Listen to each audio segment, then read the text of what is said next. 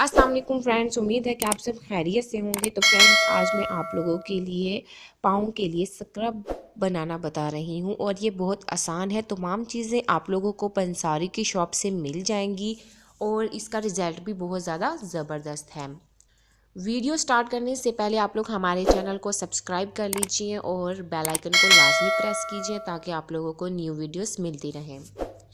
इसके लिए आप लोगों ने लेने हैं 2 चम्मच समंदरी नमक, 1 चम्मच नारियल का तेल और आधा चम्मच आप लोगों ने विटामिन ई कैप्सूल का तेल लेना है और चंद कतरे आप लोगों ने कोकोनट एसेंशियल ऑयल के लेने हैं।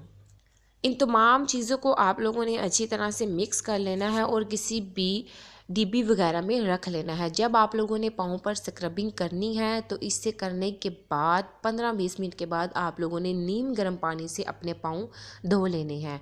तो उससे आप लोगों के पाँव बिल्कुल साफ़ भी हो जाएंगे और ख़ूबसूरत भी होंगे और नरम मुलायम भी होंगे।